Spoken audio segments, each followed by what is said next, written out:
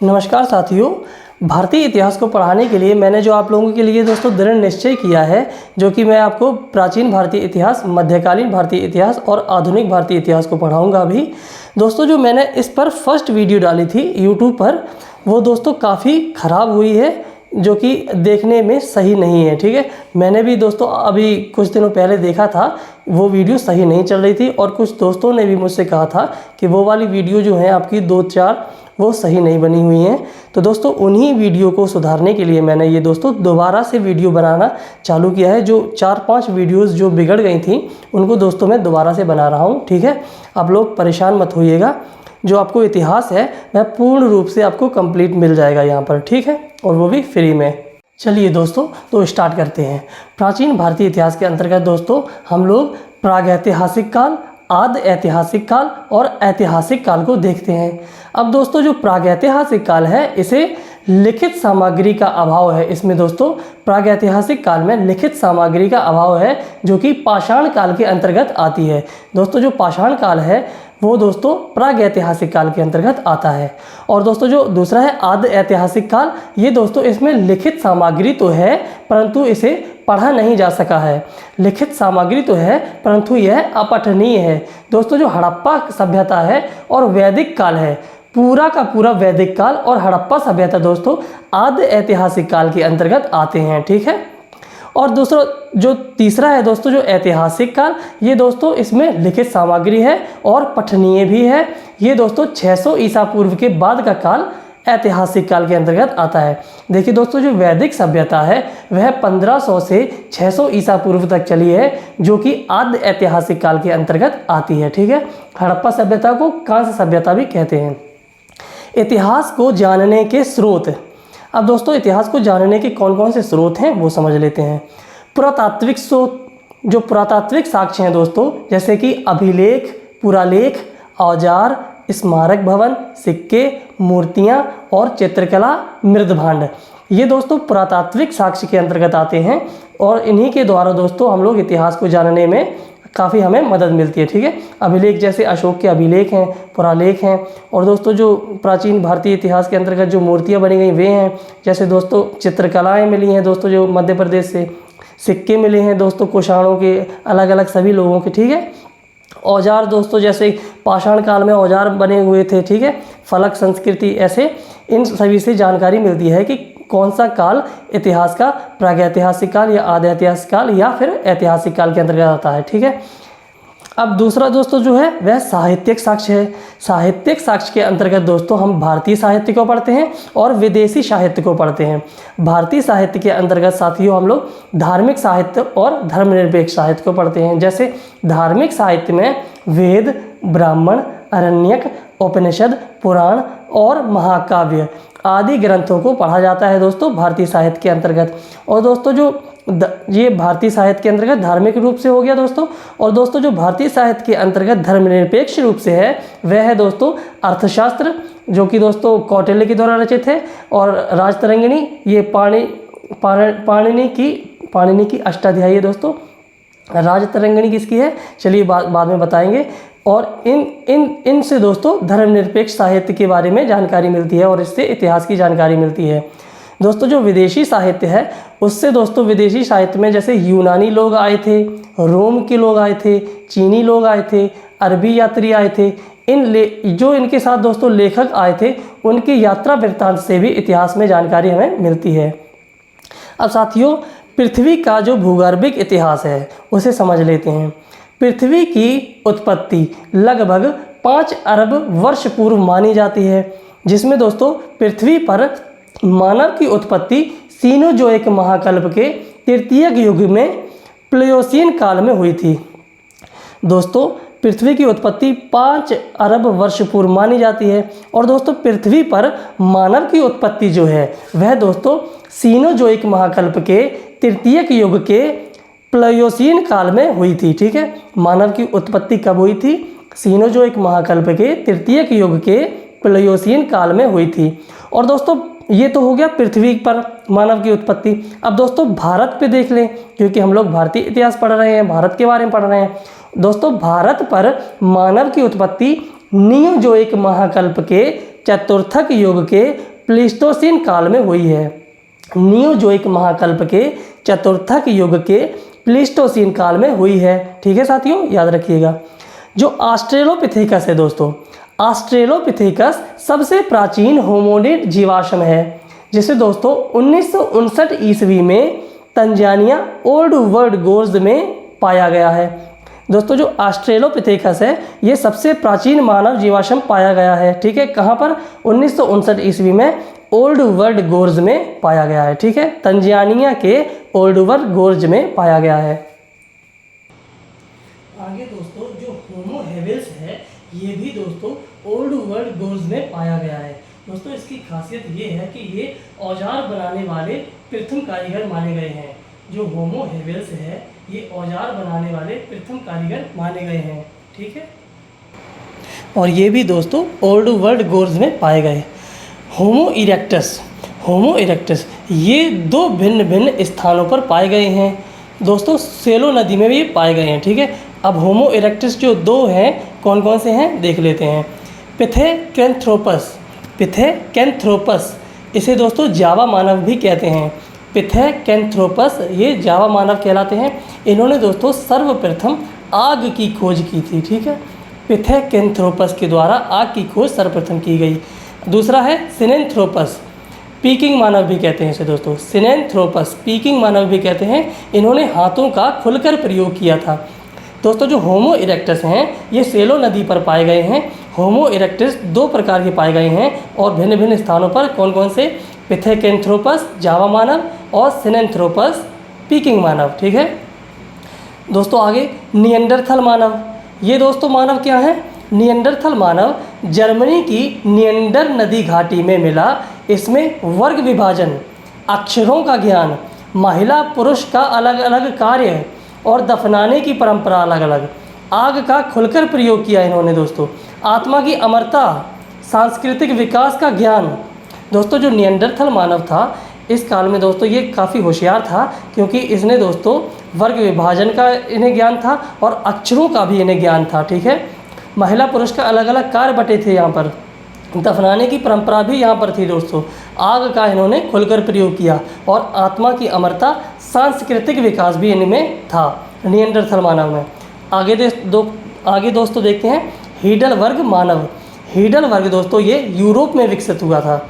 Cro-Magnon ये मानव दोस्तों इसकी मस्तिष्क क्षमता अधिक थी। जो क्रोमैग्नन था इसकी मस्तिष्क क्षमता अधिक थी। दोस्तों जो दुनिया का पहला मानव है उसे रामापिथेकस कहते हैं। रामापिथेकस जो है वह दुनिया का पहला मानव है। होमो सैपियंस सैपियंस ये दोस्तों एक मानव है। होमो सैपियंस सैपियंस इसे आधुनिक मानव। इसकी विशेषताएं दोस्तों जो होमो सैपियंस सैपियंस है ये डबल बार है दोस्तों। ठीक है, ये धोखे से नहीं लिखा है, ये डबल बार ही है। होमो सैपियंस सैपियंस इसे आधुनिक मानव कहते हैं और इसकी विशेषता थी उभरी हुई ठोड़ी। खोपड़ी का जो पश्च भाग है दोस्तों वह गोल था। ठीक है, होमो सैपियंस सैपियंस आधुनिक मानव है। ठीक, कोपेगेहन संग्रहालय में रखी सामग्री के आधार पर 1836 ईस्वी में C.J. थॉमसन ने इतिहास का त्रियुगीय विभाजन किया। कैसे? पाषाण काल, कांस्य काल और लौह काल। दोस्तों पाषाण काल के अंतर्गत आप लोगों को पता है पाषाण सभ्यता पढ़ते हैं। कांस्य के अंतर्गत दोस्तों हम क्या पढ़ते हैं? सिंधु घाटी की सभ्यता। और लौह के अंतर्गत दोस्तों क्या पढ़ते हैं आप लोग बताइएगा। ठीक है, तो कोपेगेहन संग्रहालय में रखी सामग्री के आधार पर 1836 ईस्वी में C.J. थॉमसन ने इतिहास का त्रियुगीय विभाजन किया था पाषाण, कांस्य और लौह के रूप में।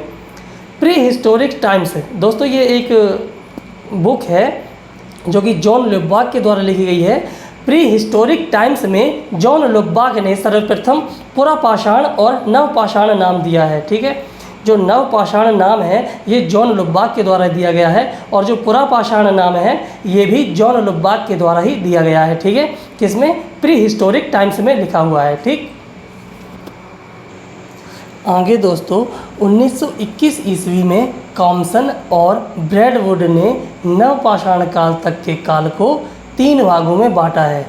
दोस्तों जो कॉम्सन और ब्रैडवुड हैं, इन्होंने 1921 ईस्वी में नवपाषाण काल तक के समय को 3 भागों में बांटा है। कौन कौन से? पुरापाषाण काल, मध्य पाषाण काल और नवपाषाण काल। तो ये दोस्तों ये जो विभाजन किया गया है किनके द्वारा किया गया है?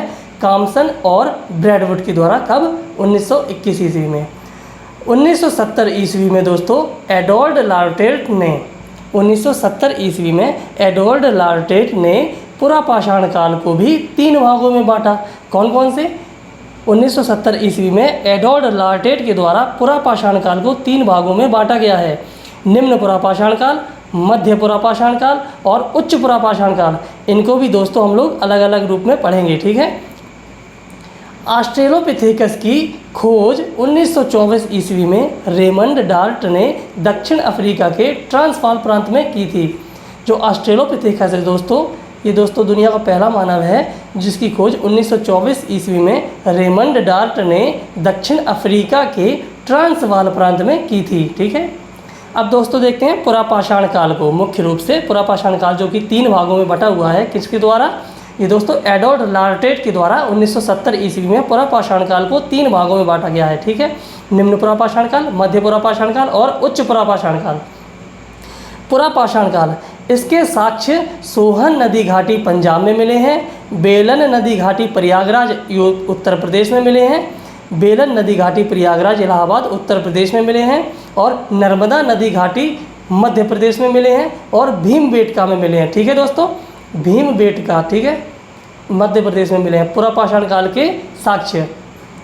पुरापाषाण काल को दोस्तों आखेटक, घुमंतु, संग्राहक के रूप में भी जाना जाता है। दोस्तों ये पुरापाषाण काल के लोग आखेटक करते थे, घुमंतु लोग थे ये दोस्तों।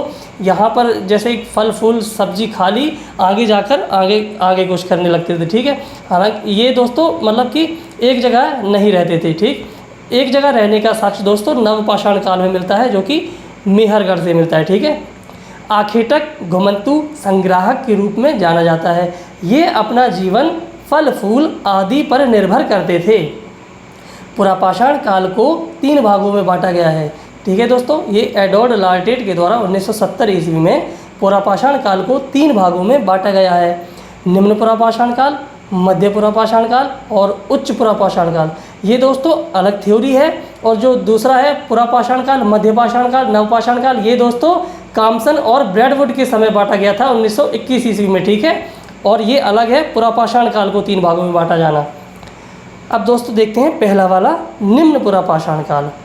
1863 ईस्वी में मद्रास के पल्लवरम में रॉबर्ट ब्रूस फुट को एक हस्तकुठार मिला, औजार मिला, ठीक है। कब? निम्न पुरापाषाण का जो औजार है दोस्तों वह 1863 ईस्वी में मद्रास के पल्लवरम में रॉबर्ट ब्रूस फुट को एक हस्तकुठार के रूप में मिला है, ठीक है। यानी कि पत्थर की एक कुल्हाड़ी मिली है, ठीक है। ये मानव क्वार्टजाइट के पत्थरों का प्रयोग करते थे। इन्हें 2 भागों में विभाजित किया जाता है, ठीक है। निम्न पुरापाषाण काल को 2 भागों में विभाजित किया जाता है। सोहन संस्कृति, चॉपर चॉपिंग पेबल संस्कृति या सोहन नदी घाटी, ठीक है दोस्तों। निम्न पुरापाषाण काल को हैंड एक्स संस्कृति भी कहते हैं, सोहन संस्कृति भी कहते हैं, चॉपर चॉपिंग संस्कृति भी कहते हैं और पेबल संस्कृति भी कहते हैं, ठीक है। ये सोहन नदी घाटी में मिले हैं। जो निम्न पुरापाषाण काल के औजार हैं, हथियार हैं, वे दोस्तों सोहन नदी घाटी में मिले हैं। निम्न पुरापाषाण काल का जो समय है दोस्तों वह 5 लाख ईसा पूर्व से लेकर 1 लाख ईसा पूर्व तक माना जाता है। और दोस्तों अब हम लोग पढ़ेंगे क्या?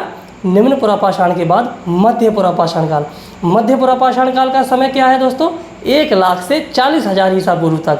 और उच्च पुरापाषाण काल का समय क्या है? 40,000 ईसा पूर्व से लेकर 10,000 ईसा पूर्व तक, ठीक है। अभी देखते हैं आगे दोस्तों जो दूसरा आता है पुरापाषाण काल के अंतर्गत वह है मध्य पुरापाषाण काल। इसकी खोज HD सांकालिया ने की थी। यह दोस्तों निएंडरथल मानव का विकास काल है। जो मध्य पुरापाषाण काल है दोस्तों उसी समय दोस्तों निएंडरथल मानव का भी विकास हुआ। इस काल में क्वार्टजाइट के पत्थरों के स्थान पर जैस्पर, चर्ट, कैल्सी, फ्लिंट आदि चमकदार पत्थरों का प्रयोग हुआ। दोस्तों जब पुरापाषाण काल के अंतर्गत दोस्तों जब हम लोग निम्न पुरापाषाण काल को पढ़ रहे थे तब दोस्तों क्वार्टजाइट के पत्थरों का प्रयोग होता था। जब मध्य पुरापाषाण काल आया दोस्तों तब जैस्पर,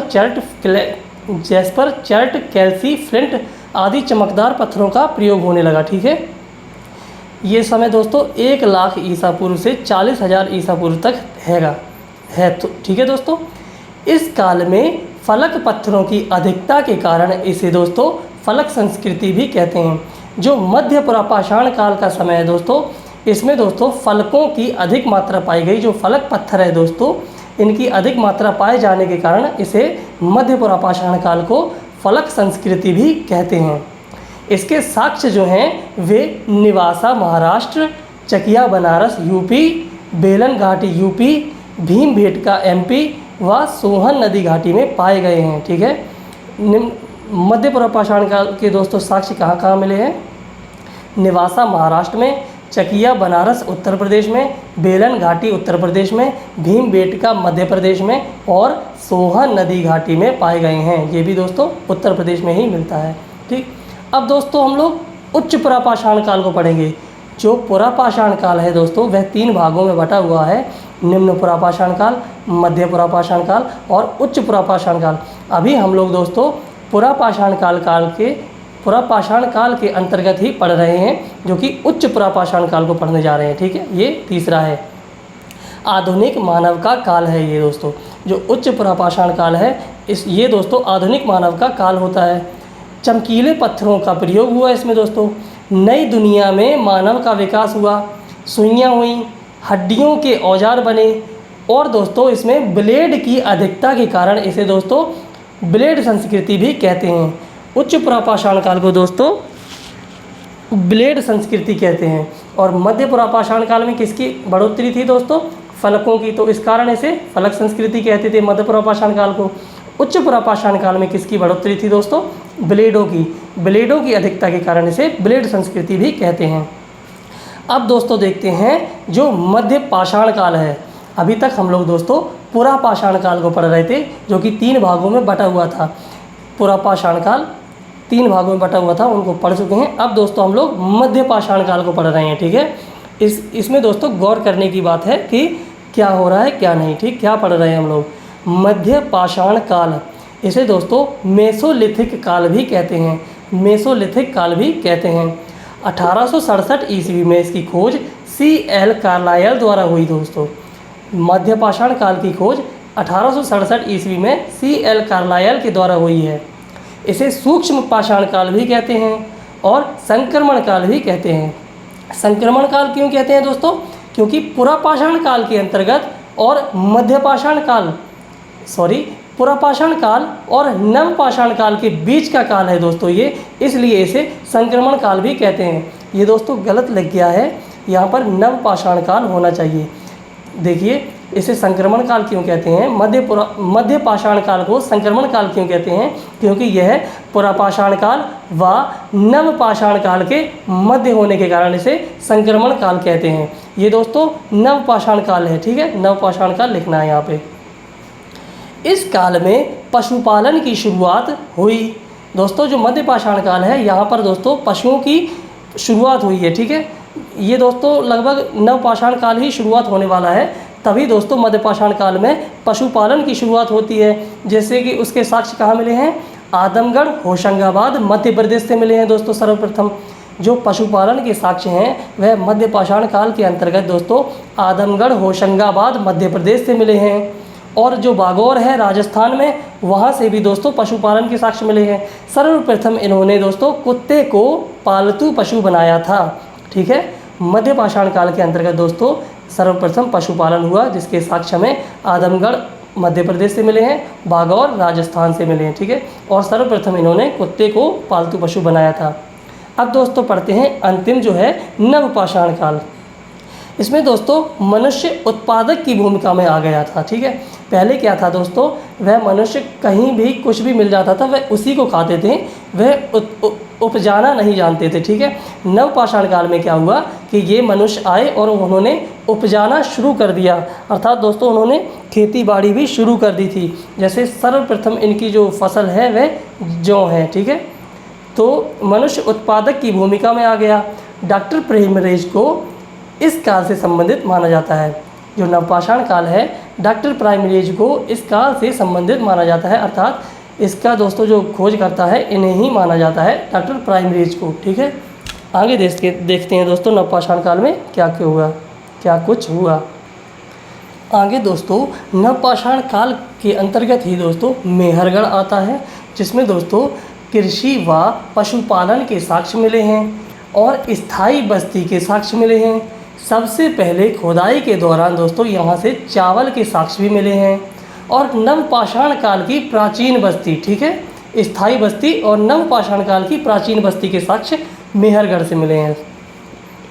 मेहरगढ़ दोस्तों ऐसा है जहाँ से दोस्तों तीनों प्रकार के साक्ष्य मिले हैं, जैसे पुरापाषाण काल, मध्यपाषाण काल और नवपाषाण काल, तीनों संस्कृतियों के साक्ष्य मेहरगढ़ से मिले हैं। सर्वप्रथम दोस्तों यहाँ से खुदाई के दौरान चावल के साक्ष्य भी मिले हैं। कृषि दोस्तों सर्वप्रथम मेहरगढ़ से ही हुई, ठीक है, और पशुपालन भी। तो मेहरगढ़ जो है वह तीनों संस्कृतियों का एक गढ़ माना जाता है। देखो पुरापाषाण काल, मध्यपाषाण काल और नवपाषाण काल, ठीक है, यहाँ से तीनों संस्कृतियों के अवशेष मिलते हैं मेहरगढ़ से।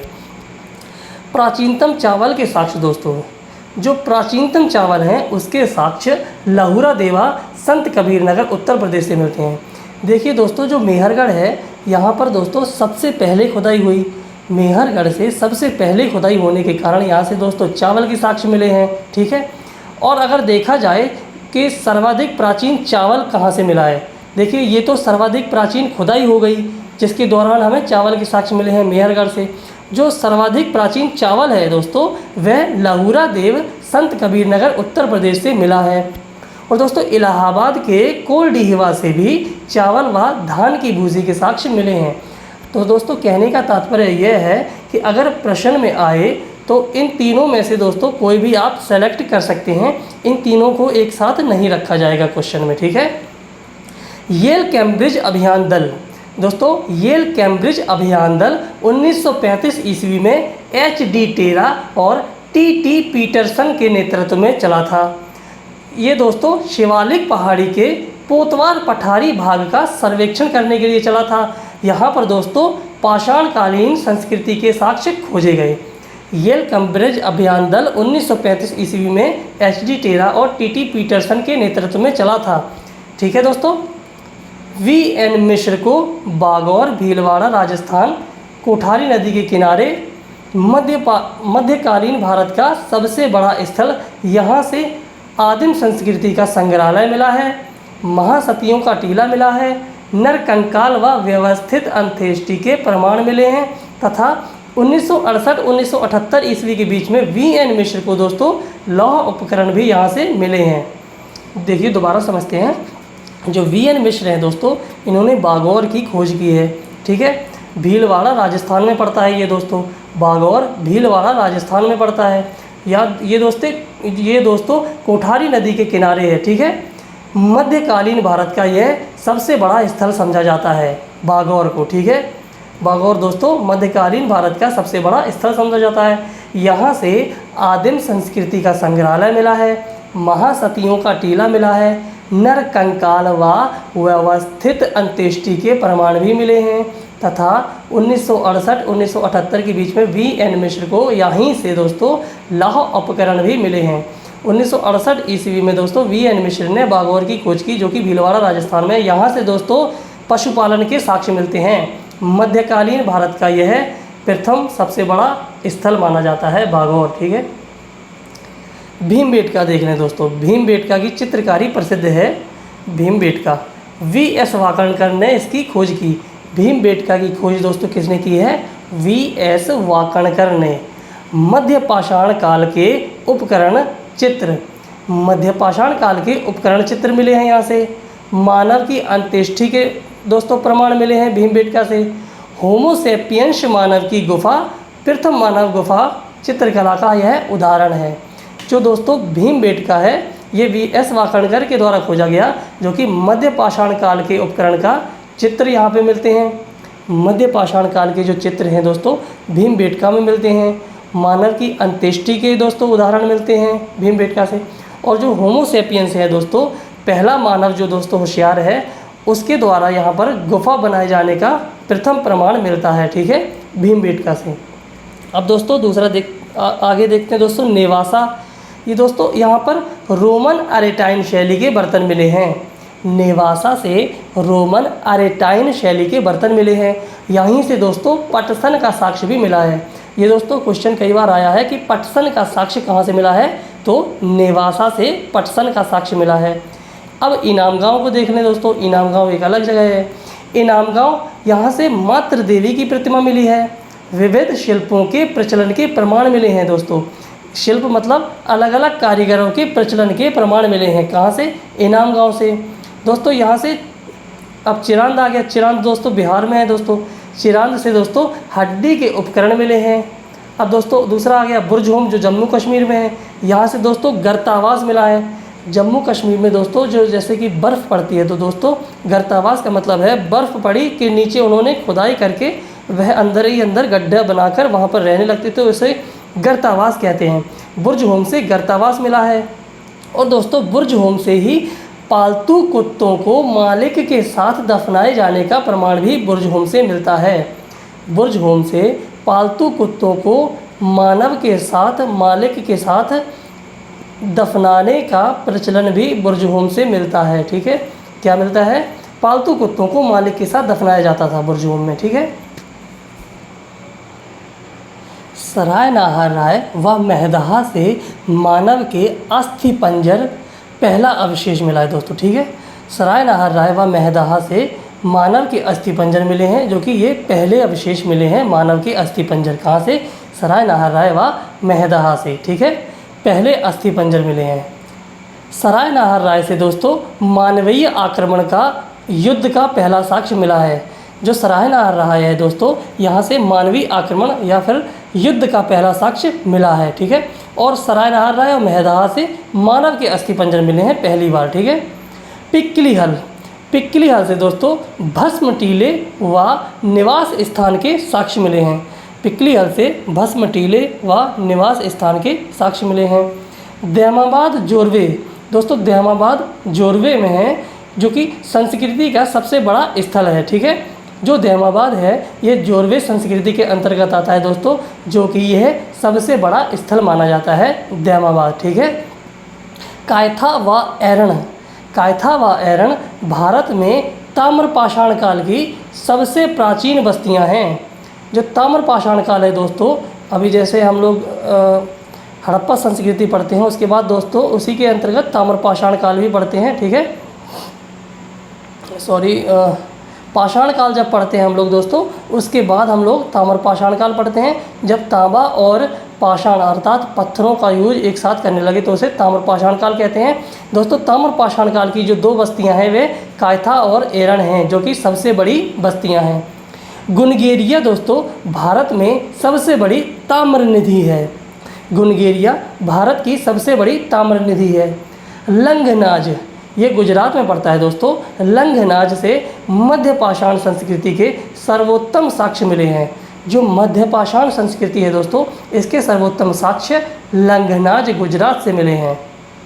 नर्मदा घाटी के हथनौरा में 1982 ईस्वी में अरुण सोनकिया ने होमो इरेक्टस आद्य होमो सेपियंस प्रागैतिहासिक मानव खोपड़ी का जीवाश्म खोजा है। ये दोस्तों सबसे प्राचीनतम जीवाश्म खोजा गया है, ठीक है। कहाँ से, नर्मदा घाटी के हथनौरा में, ठीक है।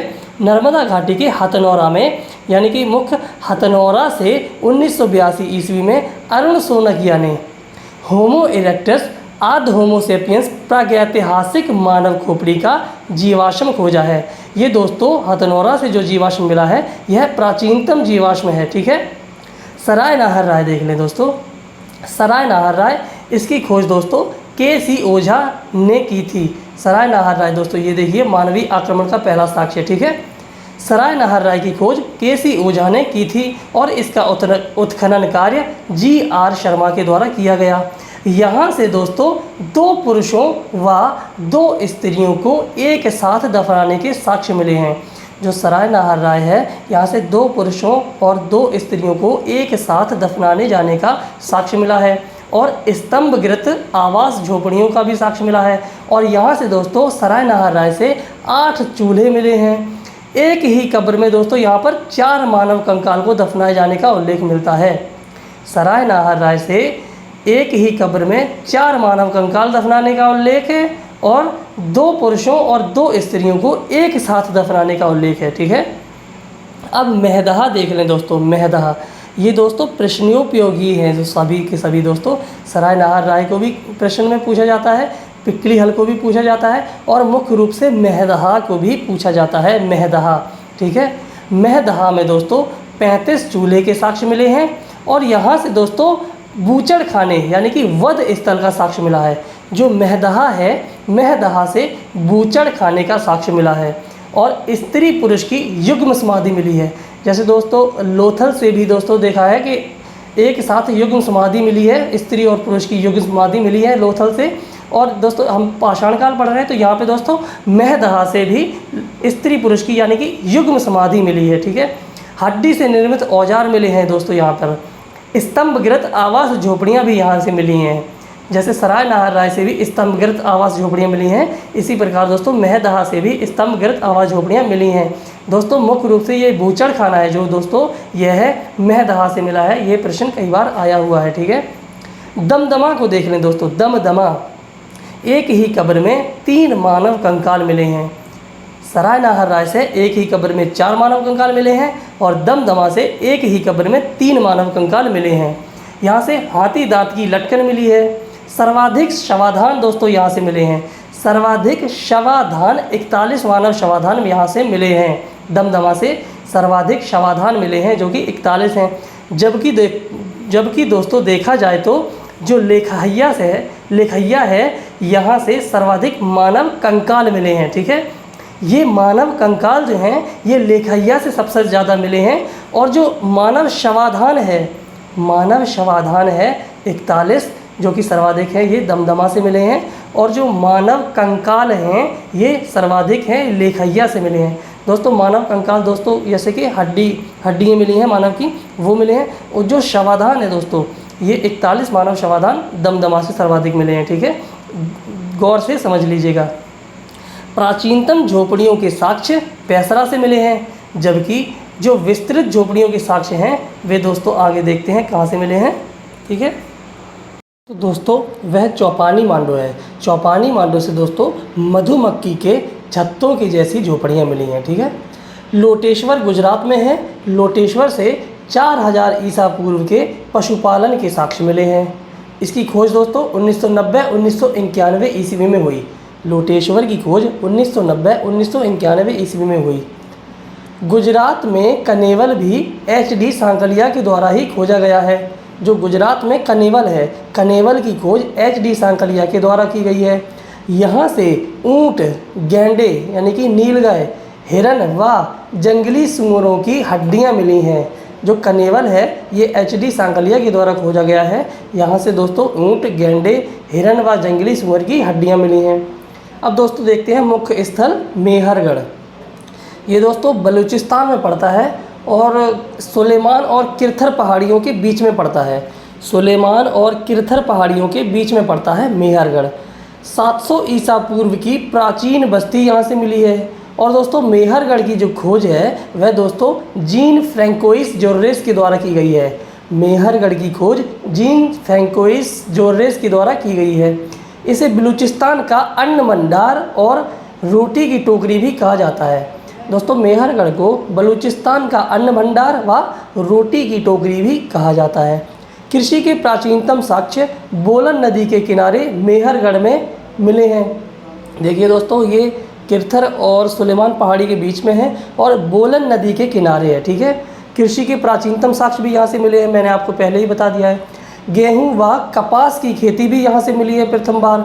और सर्वप्रथम दोस्तों यहाँ से रागी की खेती भी यहाँ पर मिली है कि रागी की खेती भी यहाँ पे होती थी मेहरगढ़ में। ठीक है, पालतू भैंस का प्राचीनतम साक्ष्य मिला है यहाँ से 7 पुरातात्विक स्तर के प्रकाश में आए हैं। ठीक है, यहाँ से 7 पुरातात्विक स्तर प्रकाश में आए हैं। बकरी के साथ मालिक को दफनाना यहाँ से मिला है दोस्तों। अन्नागार के साक्ष्य मिले हैं यहाँ से। अन्नागार के साक्ष्य मतलब मतलब अन्न भंडार अन्नों को भंडार के रूप में रखा जाता था, भंडार करके रखा जाता। अन्नागार के साक्ष्य मिले हैं। कारीगर की कब्र मिली है यहाँ से। कच्ची ईंटों से सिगार के आकार में अंगीठियों से युक्त मकान भी मिले हैं। ठीक है, कच्ची ईंटों से सिगार के आकार में अंगीठियों से युक्त मकान यहाँ से मिले हैं। कारीगर की कब्र मिली है। और बकरी को दोस्तों यहाँ से मेहरगढ़ से बकरी को मालिक के साथ दफनाने जाने का उल्लेख मिला है। ठीक है, मेहरगढ़ से। अब देखते हैं दोस्तों बुर्ज होम को। बुर्ज होम की खोज दोस्तों 1935 ईस्वी में HD टेरा तथा TT पीटरसन के द्वारा की गई। बुर्ज होम की खोज 1935 ईस्वी में HD टेरा तथा TT पीटरसन के द्वारा की गई। इसे दोस्तों बुर्ज होम को भुर्ज वृक्ष का स्थान कहते हैं। भुर्ज वृक्ष का स्थान कहते हैं। ये दोस्तों जम्मू कश्मीर में पड़ता है। यहाँ के लोग खुरदुरे धूसर मृदभांड का प्रयोग करते थे। खुरदुरे धूसर मृदभांड का प्रयोग करते थे। और दोस्तों यहाँ पे पालतू कुत्ते व भेड़ियों को मालिक के साथ दफनाने जाने की परंपरा थी। और यहाँ से छिद्र युक्त हार्वेस्टर तथा एक घड़े पर सींग वाले देवता का चित्र मिला है। क्या कुछ मिला है बुर्ज होम से? पालतू कुत्ते व भेड़ियों को एक साथ मालिक के साथ दफनाना, और दोस्तों छिद्र युक्त हार्वेस्टर तथा एक घड़े पर सींग वाले देवता का चित्र मिला है। बुर्ज होम की खोज 1935 ईस्वी में HD टेरा तथा TT पीटरसन के द्वारा की गई थी। गुफ कराल भी साथियों जम्मू कश्मीर से ही मिला है स्थल। गुफ कराल से ये दोस्तों गुफ कराल पुलवामा ज़िले की त्राल तहसील में स्थित है। इसकी खोज 1981 ईस्वी में AK शर्मा के द्वारा की गई है। ठीक है, गुफ कराल पुलवामा ज़िले की त्राल तहसील में स्थित है, जिसकी खोज 1981 ईस्वी में AK शर्मा के द्वारा की गई। ये भी जम्मू कश्मीर में है दोस्तों। गुफ कराल का अर्थ है कुम्हार की गुफा। गुफ कराल का अर्थ है कुम्हार की गुफा। यहाँ के लोग कृषि व पशुपालन करते थे।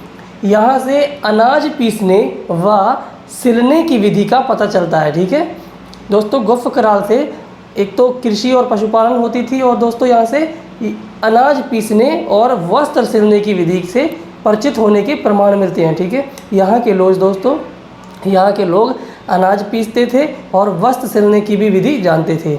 अलंकृत हार्वेस्टर व तांबे की हेयर पिन मिली है। दोस्तों जो वुमेन दोस्तों बालों में अपनी तांबे की हेयर पिन लगाती हैं। यहाँ से दोस्तों गुफ कराल से तांबे की हेयर पिन मिली है। कश्मीर के स्थानों की जो विशेषताएं हैं वो जान लें क्या क्या हैं मुख्य रूप से। एक तो दोस्तों यहाँ से गर्तावास गड्ढों में बनाए गए आवास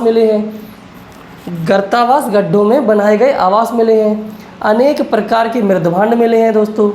पत्थर व हड्डियों के औजार मिले हैं। और दोस्तों जो मध्यपाषाणकालीन औजार हैं, माइक्रोलिथ औजार, यहाँ पे दोस्तों कश्मीर में कहीं से भी माइक्रोलिथ औजार नहीं मिले हैं। जो मध्यपाषाणकालीन के औजार थे दोस्तों वो छोटे होते थे आकार में, जिसे हम लोग माइक्रोलिथ औजार कहते थे। उनकी दोस्तों यहाँ पर अनुपस्थिति है। अर्थात कहने का तात्पर्य ये है दोस्तों, मध्यपाषाणकालीन समय है उसकी जो दोस्तों हथियार हैं उसके, वे कश्मीर में किसी भी स्थान पर नहीं मिलते हैं। ठीक है, अब देखते हैं दोस्तों चिरांद बिहार में जो स्थान है दोस्तों, चिरांद सारण जिला बिहार में है। ये दोस्तों नवपाषाणकालीन स्थल है और यहाँ से अत्यधिक मात्रा में हड्डी के उपकरण मिले हैं। चिरांद से दोस्तों अत्यधिक मात्रा में हड्डी के उपकरण मिले हैं, जो मुख्य रूप से हिरण के सींग के हैं। ठीक है, हिरण के सींग के हैं। पत्थर उपकरण यहाँ से भी नहीं मिले हैं। जो चिरांद स्थान है दोस्तों बिहार में, यहाँ से कोई भी पत्थर के औजार नहीं मिले हैं। ठीक है, चिरांद दोस्तों गंगा, सोन, गंडक व घाघरा नदी के संगम पर स्थित है। जो चिरांद स्थान है ये दोस्तों 4 नदियों के संगम पर स्थित है। कौन कौन सी? गंगा, सोन, गंडक व घाघरा। ठीक है, अब कोल्डिहिवा को देख लें दोस्तों, ये उत्तर प्रदेश में। हालांकि पहले हम लोग इसकी जानकारी ले चुके हैं, परंतु ये दोस्तों ये 3 स्थान हैं जहाँ से दोस्तों प्राचीनतम चावल के साक्ष्य मिले हैं, खेती के साक्ष्य मिले हैं। तो हम लोग समझ लेते हैं कि कहाँ से क्या है। कोल्डिहिवा है जो दोस्तों ये यूपी के विंध्य क्षेत्र में पड़ता है, और यहाँ से 6000 ईसा पूर्व के चावल के साक्ष्य मिले हैं। यहाँ से 6000 ईसा पूर्व के चावल के साक्ष्य मिले हैं। और जो दोस्तों लहुरा देव है, ये दोस्तों संत कबीर नगर उत्तर प्रदेश में पड़ता है। यहाँ से दोस्तों नवीनतम खोज के अनुसार 9000 से 8000 ईसा पूर्व तक के चावल के साक्ष्य मिले हैं। देखिए दोस्तों, लाहुरा देव है, इसकी खोज दोस्तों सबसे अंतिम में हुई है। इन तीनों में से मेहरगढ़, कोल्डीवा और लाहुरा देव में से लाहुरा देव की खोज सबसे अंतिम में हुई है। यहाँ से दोस्तों पता चला है कि यहाँ से 9000 और 8000 ईसा पूर्व के चावल के साक्ष्य मिले हैं, यानी कि सर्वाधिक प्राचीनतम चावल के साक्ष्य मिले हैं, परंतु इसकी खोज नहीं हुई है, ठीक है, अभी हुई है। और मेहरगढ़ से दोस्तों 7000 ईसा पूर्व तक के खेती के साक्ष्य और चावल के साक्ष्य मिलते हैं, ठीक है। मेहरगढ़ जो है दोस्तों, ये यहाँ से 7000 ईसा पूर्व के चावल के साक्ष्य मिलते हैं, ठीक है। ये तीनों दोस्तों जो स्थल हैं, ये किसी भी सवाल में पूछे जाएं तो आप लोग समझ लीजिएगा कि कोल्डीवा जो है यहाँ से 6000 ईसा पूर्व के चावल के साक्ष्य मिले हैं, और जो मेहरगढ़ है यहाँ से 7000 ईसा पूर्व के चावल के साक्ष्य मिले हैं, और जो लाहुरा देव है जिसकी खोज अंतिम काल में हुई, इसकी खोज दोस्तों यहाँ से 9000 से 8000 ईसा पूर्व तक के चावल के साक्ष्य मिले हैं। अगर क्वेश्चन में आए तो लाहुरा देव सर्वप्रथम आप लोग सेलेक्ट कर सकते हैं, ठीक है। इसके बाद मेहरगढ़ और इसके बाद कोल्डीवा, क्योंकि ईसा पूर्व की तरफ जाएं तो 9000 ईसा पूर्व दोस्तों पहले है शुरुआत में, इसके बाद जब नीचे आएंगे तो 7000 है और इसके बाद 6000 है, ठीक है। नवीनतम खोज के आधार पर लाहुरा देव है। मेहगढ़ा को देख लें दोस्तों। मेहगढ़ा, यहाँ से दोस्तों मवेशी के खुरों व खूंटों के निशान से युक्त पशुबाड़ा मिला है। देखिए दोस्तों, जो पशुबाड़ा है उसकी जो दोस्तों स्थल है वह मेहगढ़ा से मिले हैं पशुबाड़ा के साक्ष्य, क्योंकि वहाँ से मवेशियों के खुरों और खूंटों के निशान मिले हैं। और यहाँ से दोस्तों गौशाला का भी साक्ष्य मिला है मेहगढ़ा से। अब दोस्तों देखते हैं मेहगढ़ा, चौपानी मांडो और कोल्डीहिवा से। मेहगढ़ा, चौपानी मांडो व कोल्डीहिवा से अन्न संग्रहण चरण से अन्न उत्पादक चरण तक के संकेत मिलते हैं। दोस्तों जो ये 3 स्थल हैं, मेहगढ़ा, चौपानी मांडो और कोल्डीहिवा, यहाँ से दोस्तों अन्न संग्रहण काल से मतलब कि दोस्तों जब उस टाइम लोग दोस्तों अन्न संग्रहण करते थे और आगे जाकर अपना अन्न संभाल के रख लेते थे, इस चरण से स्टार्ट होकर दोस्तों अन्न उत्पादन तक के चरण के संकेत मिलते हैं इन तीनों से, मेहगढ़ा, चौपानी मांडो व कोल्डीहिवा। अन्न संग्रहण मतलब दोस्तों किसी भी पेड़ पौधे से दोस्तों उन्होंने अन्न ले लिया और अपने में उसको संभाल के रख लिया, ठीक है, और बाद में यूज़ करते थे। और दोस्तों अन्न उत्पादन मतलब वो दोस्तों खुद ही उपजाना सीख गए थे, ठीक है। इन तीनों में जो ये स्थल हैं मेहगढ़ा, चौपानी मांडो व कोल्डीहिवा, यहाँ से इसके संकेत मिलते हैं। और दोस्तों जो अलग से चौपानी मांडो है, चौपानी मांडो से दोस्तों मृद भांडों के प्रयोग का प्राचीनतम साक्ष्य मिलता है। चौपानी मांडो को देखा जाए तो सर्वप्रथम यहाँ पर दोस्तों मृद भांडों, बर्तनों का यूज़ हुआ था। मृद मतलब मिट्टी के बर्तनों का प्रयोग सबसे पहले दोस्तों प्राचीनतम साक्ष्य चौपानी मांडो से मिलते हैं। और दोस्तों कोल्डीहिवा है, जो कोल्डीहिवा जैसे ये यहाँ पे चावल के साक्ष्य मिले हैं 6000 ईसा पूर्व, तो कोल्डीहिवा से दोस्तों रस्सी छाप के, डोरी छाप के और मृदभांडों के साक्ष्य मिलते हैं। दोस्तों जैसे मृदभांड है, मिट्टी का मृदभांड है, उसके ऊपर दोस्तों रस्सी को दोस्तों लपेट कर उसे जला दिया जाता था, तो उसी प्रकार से दोस्तों उस पर छपाई हो जाती थी। तो कोल्डीहिवा से रस्सी छाप और डोरी छाप के मृदभांड भी मिले हैं, ठीक है। साथियों जो दक्षिण भारत में स्थल मिले हैं उन्हें देख लेते हैं, कौन कौन से स्थल मिले हैं पाषाणकालीन। दोस्तों दक्षिण भारत में स्थल मास्की, पिक्लिहल, ब्रह्मगिरी, संगनकल्लू, टी नरसिंहपुर और टेक्कलकोट, ये दोस्तों दक्षिण भारत के अंतर्गत कर्नाटक में पाषाणकालीन स्थल मिले हैं, जो कि मास्की, पिक्लिहल, ब्रह्मगिरी, संगनकल्लू, टी नरसिंहपुर और टेक्कलकोट है। दोस्तों इनकी जो कुछ खासियत है दोस्तों वो मैं नीचे बताऊंगा। अभी आप लोगों को बता रहा हूं कि दक्षिण भारत में कौन कौन से जो स्थल मिले हैं जो कि पाषाणकालीन है, ठीक है। कर्नाटक में दोस्तों ये हैं, और आंध्र प्रदेश में नागार्जुनकोंडा, उतनूर पलवाय, संगनपल्ली। दोस्तों आंध्र प्रदेश में नागार्जुनकोंडा, उतनूर पलवाय और संगनपल्ली। तमिलनाडु में दोस्तों पय्यमपल्ली, ये दोस्तों दक्षिण भारत का प्रथम नवपाषाणकालीन स्थल है। जो पय्यमपल्ली है सर्वप्रथम दोस्तों दक्षिण भारत में प्रथम ये है दोस्तों नवपाषाणकालीन स्थल, ठीक है। नवपाषाणकालीन स्थल प्रथम है पय्यमपल्ली तमिलनाडु में। और दोस्तों तमिलनाडु में संगनकल्लू भी पाया गया है। तमिलनाडु में पय्यमपल्ली और संगनकल्लू। पय्यमपल्ली दक्षिण भारत का प्रथम नवपाषाणकालीन स्थल है। दक्षिण भारत में मुख्य स्थान वेल्लारी है, ठीक है, जो कि कर्नाटक में पाया गया है, जिसकी खोज 1872 ईस्वी में विलियम फ्रेजर ने की थी। दक्षिण भारत का मुख्य स्थान वेल्लारी है, जिसकी खोज 1872 ईस्वी में विलियम फ्रेजर ने की थी, ठीक है। वेल्लारी कर्नाटक में है। टी.जे. न्यूबोल्ड के अनुसार टी.जे. न्यूबोल्ड कर्नाटक स्थित कुपगल से राख के टीले की खोज की, ठीक है दोस्तों। राख का टीला किसे कहते हैं अभी मैं बताता हूँ। जो टी.जे. न्यूबोल्ड हैं, टी.जे. न्यूबोल्ड ने कर्नाटक स्थित कुपगल से राख के टीले की खोज की एवं रॉबर्ट ब्रूस फुट ने पहचान की कि ये नवपाषाणकालीन राख के टीले हैं और नवपाषाणकालीन स्थल है ये कुपगल, ठीक है दोस्तों। जो टी.जे. न्यूबोल्ड हैं, इन्होंने सर्वप्रथम राख के टीले की खोज की, कहाँ पर? कुपगल में, कर्नाटक के कुपगल में। और दोस्तों जो रॉबर्ट ब्रूस फुट हैं, ये दोस्तों रॉबर्ट ब्रूस फुट को ही सर्वप्रथम हम पाषाणकालीन संस्कृति का, निम्न पुरापाषाणकालीन संस्कृति का संस्थापक कहते हैं, मानते हैं, ठीक है। इन्होंने ही सर्वप्रथम खोज की थी 1863 ईस्वी में पल्लवरम से एक हस्तकुटार प्राप्त करके, ठीक है। इनको दोस्तों निम्न पुरापाषाण काल की खोज का वो मानते हैं, ठीक है, रॉबर्ट ब्रूस फुट को। तो दोस्तों जो राख के टीले होते हैं, ये कैसे बनते थे राख के टीले, इसे जिसकी खोज टी.जे. न्यूबोल्ड ने की। राख के टीले दोस्तों जो पशु होते थे दोस्तों, उसके गोबर या उसके मल को दोस्तों एक जगह एकत्रित कर दिया जाता था और उसे जला दिया जाता था। और दोस्तों जब वो मिट्टी में दब गए तब इनकी खोज हुई, जब दोस्तों इनकी खोज हुई और खुदाई के दौरान जब ये राख के टीले मिले, तो दोस्तों ये राख के टीले क्या हैं? पशुओं की गोबर की दोस्तों ये मल है, ठीक है। उन्हें जला दिया जाता था और यही राख बन जाती थी, जो आज राख के टीले मिले हैं, ठीक है। राख के टीले प्राप्त हुए हैं वो दोस्तों कर्नाटक में देख लेते हैं कहाँ कहाँ से राख के टीले मिले हैं। पिक्लिहल, संगनकल्लू, कुपगल, बुदिहल और मास्की में। कर्नाटक में दोस्तों पिक्लिहल, संगनकल्लू, कुपगल, बुदिहल और मास्की, इन स्थानों पर राख के टीले मिले हैं। आंध्र प्रदेश के उतनूर में और पलवाय में, ये दो जगह से दोस्तों राख के टीले मिले हैं, आंध्र प्रदेश से उतनूर और पलवाय से।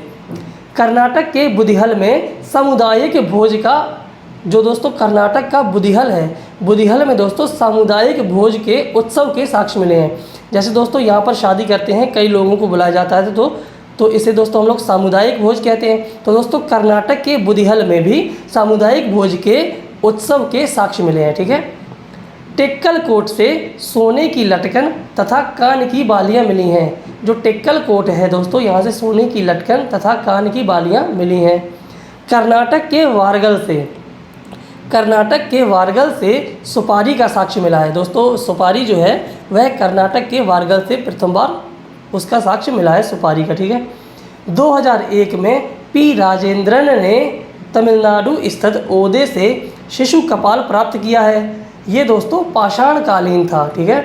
2001 में पी राजेंद्रन ने तमिलनाडु स्थित ओदे से एक शिशु कपाल प्राप्त किया है, जो कि पाषाणकालीन है, ठीक है।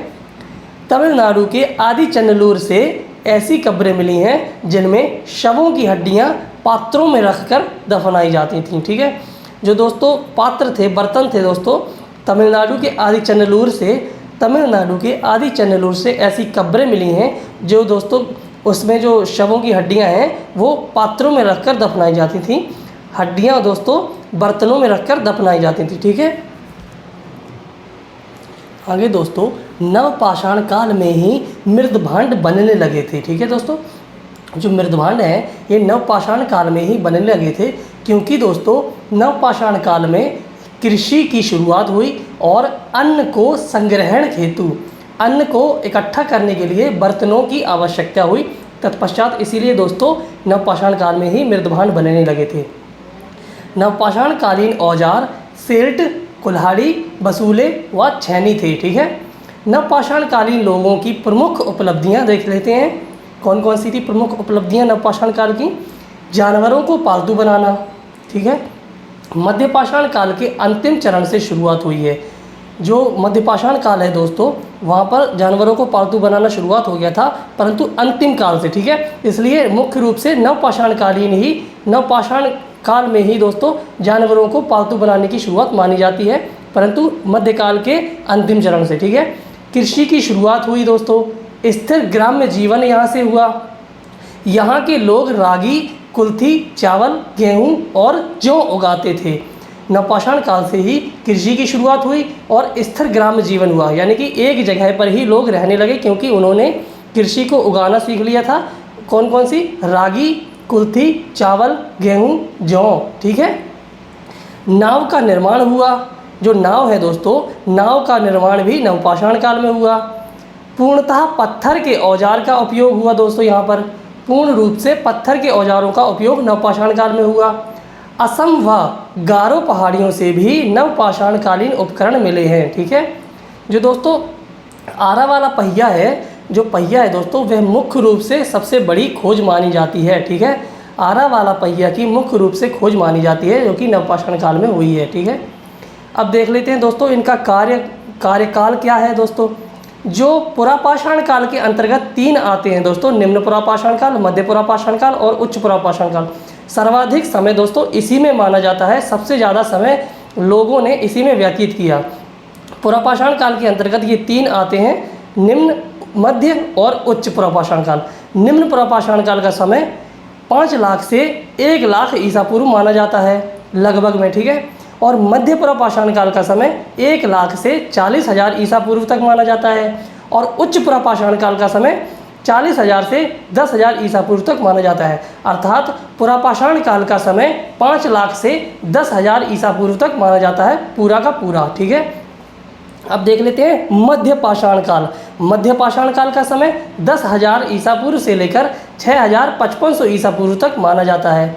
और दोस्तों जो नवपाषाण काल है, नवपाषाण काल का समय 5500 ईसा पूर्व से लेकर 3000 ईसा पूर्व तक माना जाता है।